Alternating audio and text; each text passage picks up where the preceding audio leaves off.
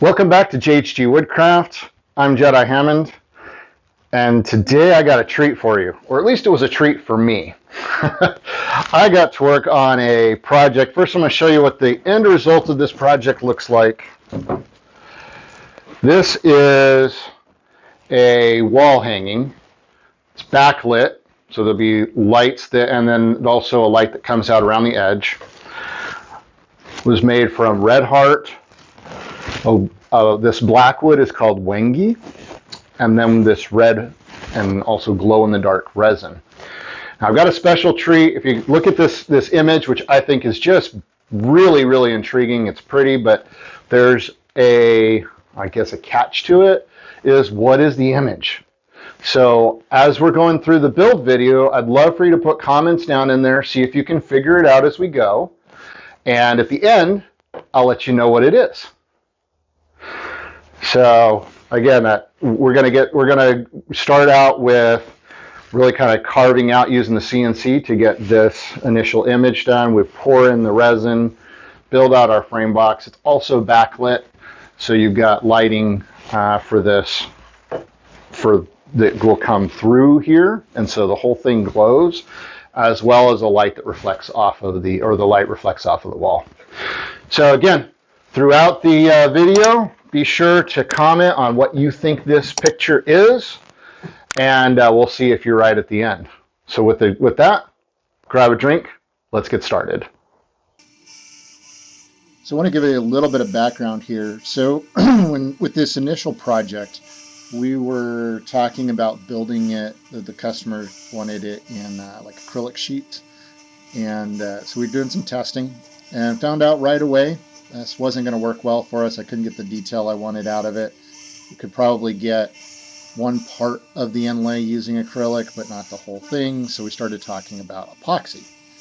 And once we got into the epoxy discussion, then we got into, well, what other materials would go well with it to get that final result that he wanted, and did some testing on some other material. Did some like whiteboard material I had just so I could see how detailed I could get with the CNC, get down to what he wanted. And so then we ended up moving over to wengi and epoxy. So I thought I had recorded that whole section of doing the glue up, but I didn't. So what I do want to highlight though is when you're tightening these down, crank it really tight and then loosen it till it's actually loose, and then just give it just a snugging. Because if you keep it really tight, what will happen is that we'll push that material up. These help prevent that. With these clamps specifically, and the other clamps you might have bigger issues. But even with these, you can still end up with a little bit. So by doing that, it helps to reduce that. And now we just let it dry, and then we'll run it through. We'll put this on the CNC to surface it. So that's why I did not do any surfacing on either side of these pieces yet. And we're going to be cleaning up the edges, so I didn't do anything on the edges either. We just rough cut, get the slab built, and then we'll smooth it out. And after it's smoothed out, we'll put our awesome design in here. So what we do here is put the jointed material up on the CNC and just run a flat milling bit across it. And what that will do is get that material completely flat. So when we go to finish it, we put the epoxy in it and such. I've got just a perfectly flat surface. So I run it both ways, going left and right to get off the kind of heavy section there, and then finish it off with a front to back. So x-axis, then y-axis, just to get it completely flat. Once it's flat, then I can go ahead and start the process of etching in the design that you saw earlier. One of the things I really love about the CNC is this allows me to do some real intricate work in a relatively short amount of time. I can do some detail that otherwise I wouldn't be able to do. So I'm able to, in this case, drop in the image of what we wanted it to look like, make some minor changes to the file itself, the image, just make sure everything aligned right, and tell it to go. And this kind of just set the depth, and the machine does the rest. So definitely a good investment, not a cheap one. Okay, we've got this cityscape cut out, and we want to fill it with resin. And so we're going to fill this up with resin, and then once it's fully dried, we'll actually mill off both sides so that we can see all the way through it. So we want to figure out how much resin do you need. Normally, you just measure your distance, your X, Y axis, and your depth, get your Z, and you could use that to calculate it. Well, in this case, this is all over the place, right? There is no single number to go off of. So the way to do this is to take multiple measurements across here. So I'm going to grab every single one of these. So each point where it's very low or very high, we're going to measure all the way across, and that will give me, and then I'll take all of those, count how many times I measured it, and then we'll average that out, and that will give me my height, right? And then my width, that one's an easy one. That one will just be here, but my height will be this up and down. And then the depth is consistent. So I did this already on the, before I cut it, figured I think I need about 36 ounces.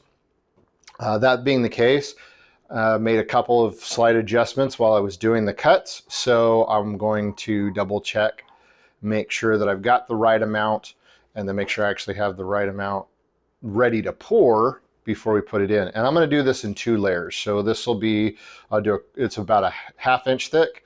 I'm going to do it as a 1/4 inch. We're going to split up our die and do it half and half. We're going to do a 1/4 inch, let it dry for about 8 hours, and then do the other half. I don't want to let it dry completely because if I let it dry completely, then the pieces won't bond to each other. So I want to make it essentially like it's one piece, but do it in 1/4 inch layers is what I've found works out the best for this. All right, so we're going to go, we got 1 inch, we got 2 inch, we got 8.25.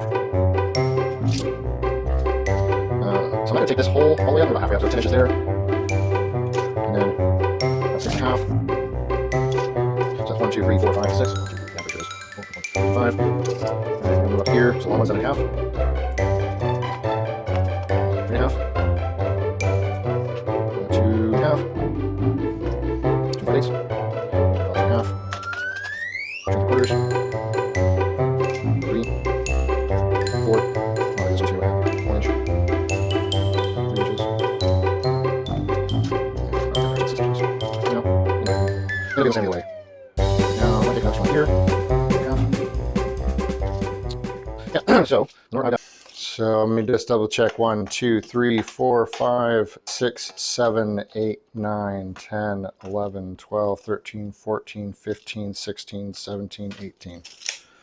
18 measurements. All right, so I'm going to take that is the sum of this row, 18, and that gives me an average width of 4.2 inches. Okay, and we'll go longest points, 25 inches. And then we're just over ½ an inch here. We're 0.56 is what we're at for the depth. I only need it ½ an inch. In fact, I specifically want it ½ an inch, but I cut it a little bit deeper so that I'd have less of it overflowing, or even if I did, I'd just cut it off. All right, so I also, being the industrious person that I am, and I'll put this up on the screen over here. So you can see what it looks like. The measurements here. So we're going in a 1 inch over our ½ inch coat. That's how thick we're making it. Our surface length is 25 inches and our surface width is 4.22. That leaves us with 29.23 fluid ounces of epoxy needed. So that is what we will be doing, 29.23.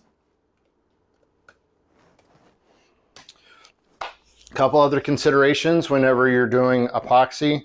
One, I'm going to need to level the board out or ensure that it's level. So I'm going to do that.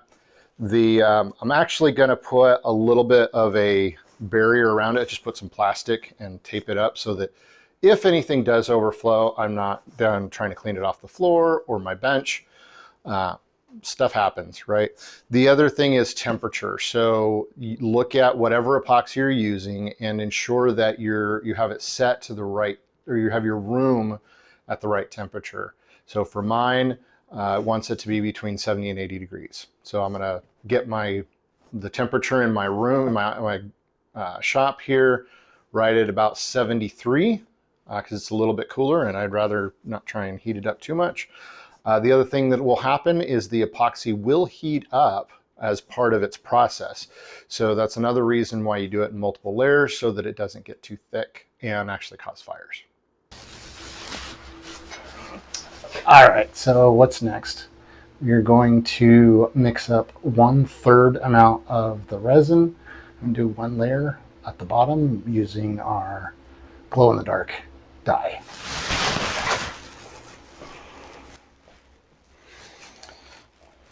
So what I need ultimately is I'm going to have just under 300 milliliters of resin that's going to be this first layer. I could have up to 50 milliliters of dye. I don't think I'm going to need that much based off of some of my testing. And then this is a 3-to-1 mix. So we'll start out with the casting resin, and we're doing 70, just a little over 70 milliliters per pour.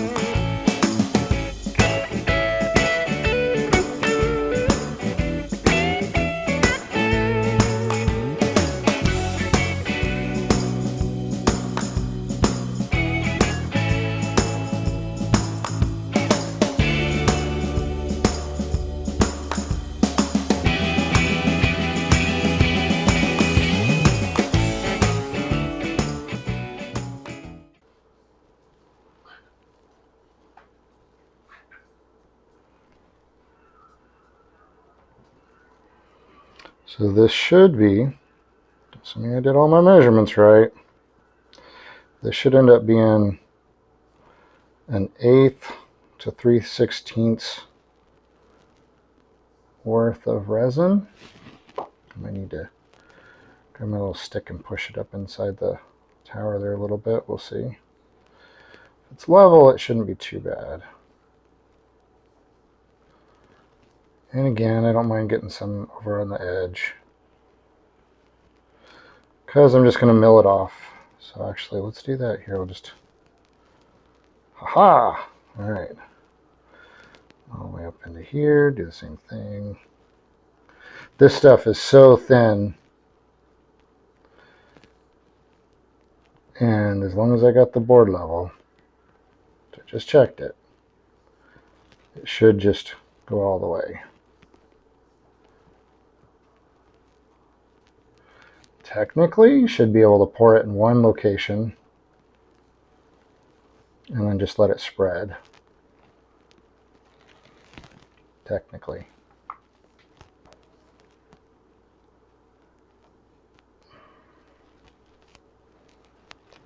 But I found that you end up with much better disbursement like this. I'm going to give it another stir, make sure I don't have any resin settling at the bottom, and then we'll spread that throughout.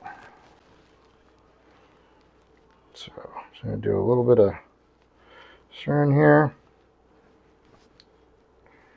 All right. I'm also doing a kind of pulling it up and coating the edges here. So as stuff soaks in, this will ensure the next layers don't have any soak in. So we do all that on the first layer. Pull it up on there. This is our opaque glow in the dark layer, and then we're going to put red on top of that.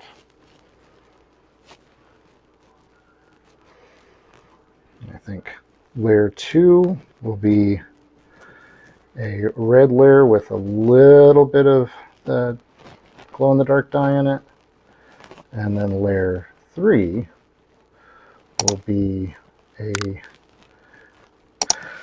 semi-transparent red all the way through.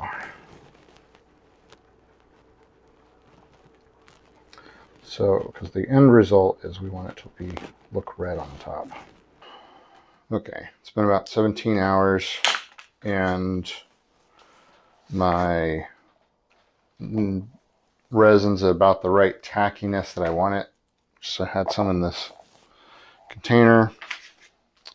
Since I already scraped out the bottom, I should have showed you, but get to where the resins is kind of like gum texture. That's what you want, because I don't want it so thin that when I put the next layer on, it's going to sink into it, but I do want it moist enough that when I put this next layer on, that it is thin enough or wet enough that the layers will fully bond together.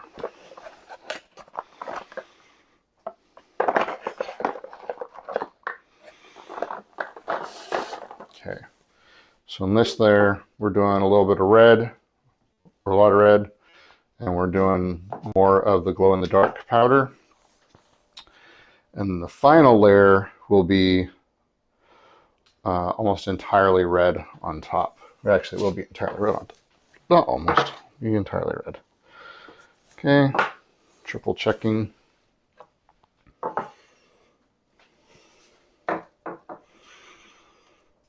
Everything's still level.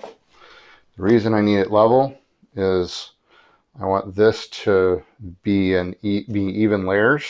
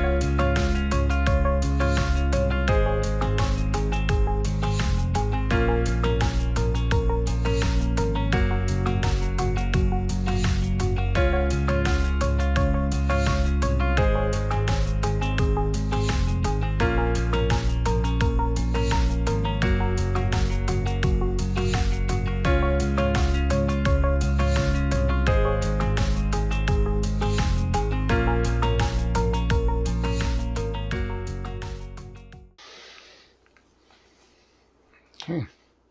And I leave a little bit in the bottom of this, so it's setting up at the same time as this, and that will help me figure out how deep or how settled this is without having to go and stick my feeler in it.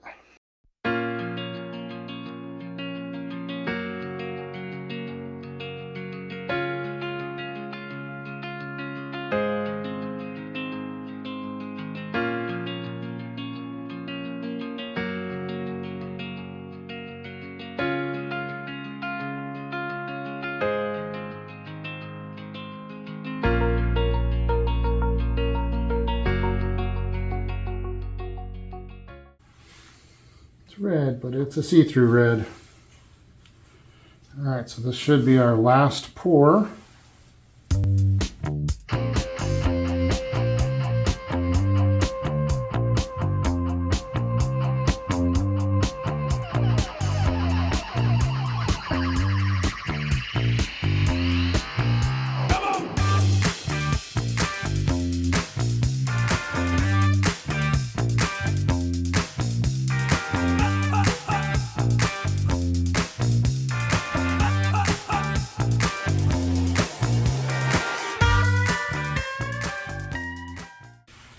Final layer. And we just have to let that guy set up. And wait several days. As this takes 5 to 7 days to finally set up, to fully set up. And I don't want to take any chances trying to mill this thing until it's fully set. So we are going to wait, make sure that sucker is fully hardened, and then we'll put it in the CNC and mill the top.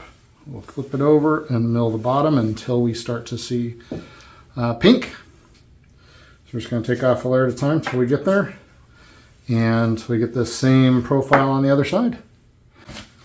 I think it's turning out pretty good. I think going with the opaque-ish glow in the dark in the back and moving into red and more transparent as we moved up, I think was the right call. Doing it in layers took a lot longer to do it that way, but I think it's going to look the best. Let's see what it looks like in the dark.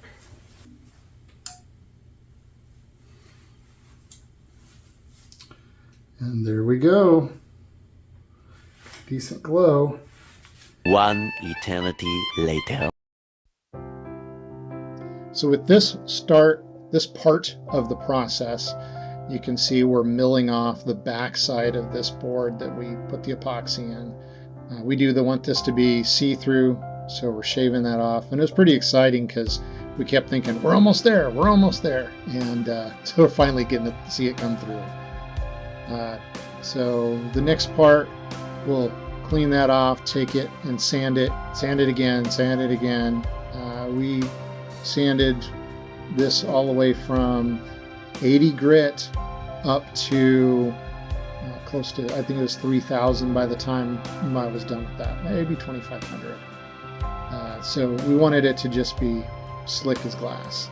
The other person you see there in the shot, that is my dad. He's somebody who kind of got me started on this, taught me a lot, if not everything I know. And it was just a real blessing to be able to work with him on this project. He lives out of state and so was in town. We also got to do a project, and I'll link it in the description and put it in one of the cards at the end, with my grandson and my sons. We got to do a 4-generation video. You'll notice as you look at how the sanding's coming through, how that grain is just really starting to pop, and then as we wipe off the sawdust, how just beautiful that wood ends up being. And you can kind of see, even here before it's finished, some of the depth in the epoxy, as you can kind of look in and see the edges there of the material. Pretty happy how this is turning out. I'm going to put some lights behind it, see what it looks like.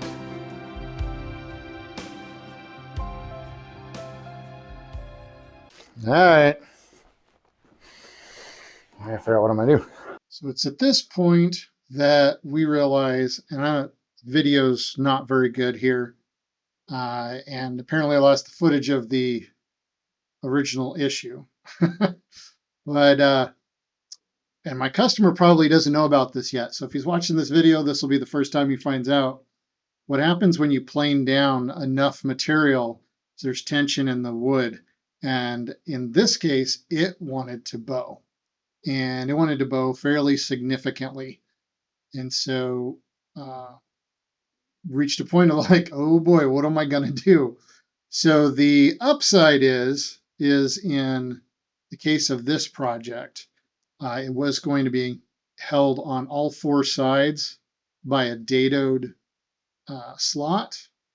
And the pressure that I was getting from it being bowed was not a lot. It was significant bow, but it wasn't putting a lot of pressure. So we were able to resolve it using what we were going to do originally, which was just put the rails on the sides, and that solved the problem. So yeah, but this was a little bit of a scare when it got warped. All right, back to the regular scheduled program. I think I do want to put that back on top of it temporarily, though, just to maybe keep it from getting worse. I don't think it's going to get better. Right. Can we double it? All right. All right.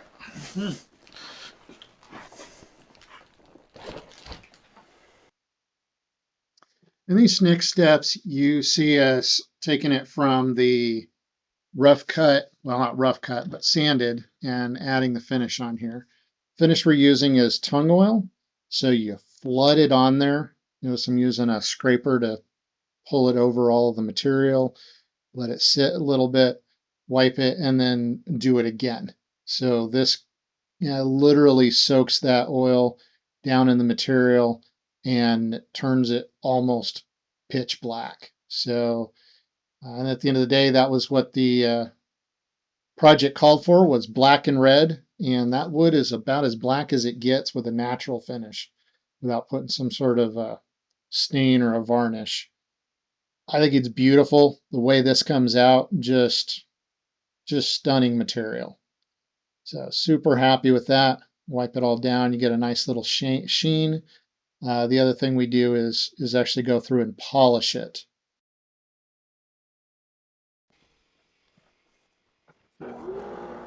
Okay, so now it's time to get our side rails made up, and we're making box joints. So what you see there is a box joint jig. In this case, this one's from Rockler. And I had one I had made personally and decided I wanted to redo it. And time was of the essence, so I ended up just purchasing one. I've been pretty happy with it. Did have some issues with one of the slides that I had to work on. Don't love that that kind of can fall apart, and then the pieces of plastic that are on that slide can break. But other than that, pretty happy with it. I'll leave a link in the description to which one I'm using. It's not sponsored or anything, but does have affiliate links, so appreciate that. But essentially, you just take your piece of material there, you get your first cut, and then you just step it across. You make sure you give your spacing that's the same as the rest of it, and makes it real simple. Very nice. Very nice. What do you think? That'll work. Well, kind of came loose there. So these will get glued up, and then we sand off the edges when we're done. Okay, so sometimes you have to learn a lesson again. So in this case, I went with I was getting LEDs for this, and I got LEDs that had a decent amount of LEDs per foot, which is what I was looking for. I got it could have got a little bit longer, which would give me more lights around it, but I was planning on doubling up with a different kind of LED, so I didn't do that. And I looked for an option that had Alexa capability and a remote. Well, the brand I would usually use after looking into it, is 12 to 24 volts, 34 watts. The ones I end up getting, these guys are 5 volts and 5 watts, which is not nearly bright enough. Sure, I've got a lot of LEDs, but not nearly enough coming out of them. So I don't have the brightness I need to shine through this, which means I'm going to end up, I'll find another project for these. Fortunately, they're, I guess, budget strips because of how long they are, because it isn't a really long one, put around a TV or something. And go back to my Govee light strips that I've been using and been very happy with. They're not a sponsor, though if they wanted to, wouldn't turn them down. So I'm going to switch these out, put in the Govee lights, and see how that works out.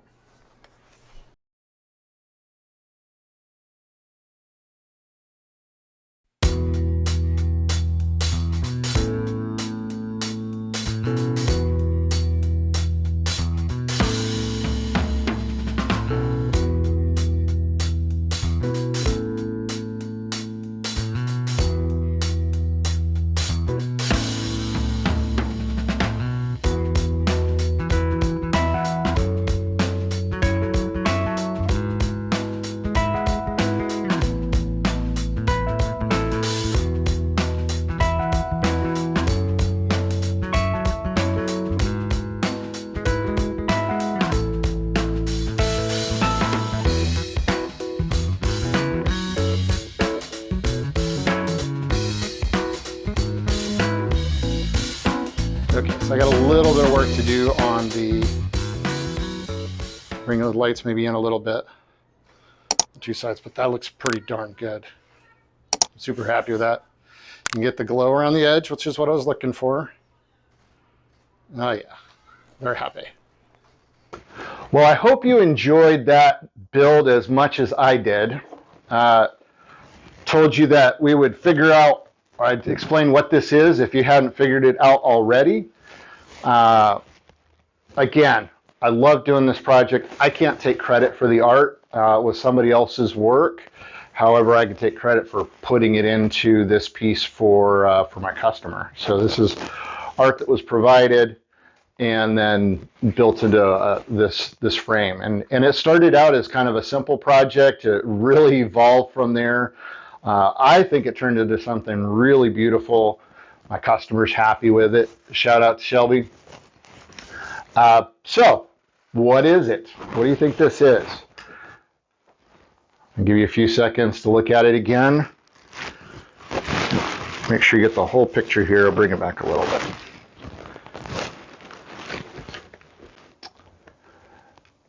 All right. Now you've had a chance to put in the comments. We'll see if you got it right or not. So notice, obviously, we got contrasting colors, and that's significant. What most people see to begin with is this red city line, right? You kind of got this iconic ball building, whatever that is, and this couple of tall towers. I'll give you a hint. This is not a real world place. It is a comic book, right? The other thing I want to point out is it's not just a single city. There's actually 4 things in this picture. It all depends on how you look at it. So you do see the red city is usually what most people see right off the bat. We've also got a black city line. So if you were to look at this upside down, looking down, you've got these towers, which equal this other black city. Now, what are these cities? Well, the way to figure that out is to look at the third and fourth element of this image, and that is here and here separately. So notice this here, and I'll put a circle around it. Boom. You'll notice this little curl here. This is a face outline, right? And if you look over here, this is another face outline. This one, chin up, nose out. This is the top of the head. This one, top of the head's this way, nose down, chin. If you look at this one, you got this little curl here. This is Superman. This one here with his cowl going down or going toward the bottom of the picture is Batman. You see that iconic pointy nose. And of course, if the people in it are Superman and Batman, then this city line, the red one, linked to this guy is Metropolis. The black city line is Batman. So anyway, I can't take credit for this art. Somebody else did it. It was provided to me for making this specifically for this individual. But I think it's great. Let me know what you think. Don't forget to like and subscribe. As always, I appreciate your time and comments, and I hope this is useful to you. With that, this project's done and done. I'm getting ready to send it to the customer, and it's my turn to go have a drink. We'll see you next time.